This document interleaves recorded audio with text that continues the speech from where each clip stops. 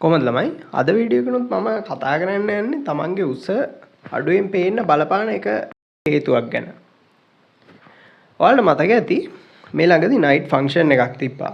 ඒක ක්‍රිකටර්ස්ලාත් ගොඩක් ඇවිත් හිටියා. ඒකේ චරිත් අසලංක ඇඳගෙන ඇවිල්ලා හිටපු ඇඳුම තමයි මේක. එයා කලර් මැච් කරලා බ්ලැක් බේජ් තීම් එකෙන් තමයි ඇඳුම ඇඳගෙන ඇවිල්ලා තිබ්බේ. මේ ඇඳුමෙන් මම අර කලින් කතා කරපු මාතෘකාවේ තිබ්බා වගේ තමන්ගේ උස අඩු වෙලා පේන්න බලපාන හේතුවක් තියෙනවා. කාටද ඒක කියන්න පුළුවන්? දන්න කෙනෙක් ඉන්නවා නම් පල්ලෙහෙන් කමෙන්ට් කරන්න. ඒ හේතුව තමයි මෙයා කලර් මැච් කරලා තියෙන විදිහෙන් එයාගේ vertical visual line එක break වෙනවා.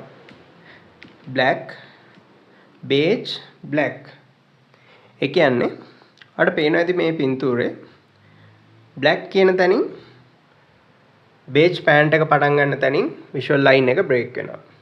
ඊට පස්සේ beige pant එකට පස්සේ black shoes දෙක ගාවින් vertical visual line එක break වෙනවා. ඒකෙන් වෙන්නේ තමන්ගේ උස ටිකක් අඩුවෙන් පේන එක.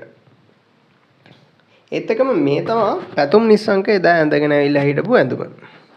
එයාගේ තීම් එක වෙලා තිබ්බේ black. එයාගේ ෂර්ට් එක, බ්ලේසර් එක, ට්‍රවුසර් එක, ෂූස් ඔක්කොම black. මේ වගේ තීම් එකකට ඇඳුමක් අඳිද්දී vertical line එක කොහෙන්වත් break වෙන්නේ නැහැ. හැමෝම දන්නවා පැතුම් නිස්සංක කියන්නේ එච්චරටම උස ක්‍රීඩකයෙක් නෙවෙයි. චරිත් අසලංක පැතුම් නිස්සංකට වඩා ටිකක් උසයි. බලන්න මේ ෆොටෝ දෙක. ඔයාලට හිතෙන්නේ ඔයා ඒ තොරතුර දැනගෙන හිටියේ නැත්නම් ඔයාට හිතෙන්නේ කවුරු උස ඇති කියලාද? මට හිතෙනවා මේ පැතුම් නිස්සංක කියලා. දැන් අපි බලමු පැතුම් ඇඳගෙන ඇවිත් හිටියේ චරිත් වගේ නම්. චරිත්ගේ තීම් එකේ නම් එයාගේ ඇඳුම ඇඳගෙන ඇවිල්ලා හිටියේ.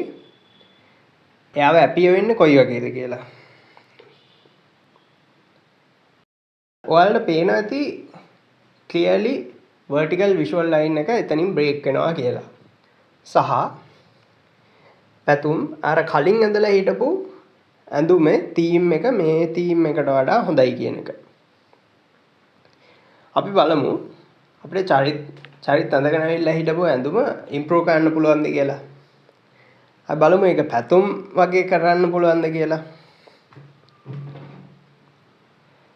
ඔයාලට මොකද හිතෙන්නේ? මේක ඉම්ප්‍රූව්මන්ට් එකක්ද නැද්ද? මේකේ මම කියපු ටිප් එක ප්‍රූව් වෙනවද නැද්ද?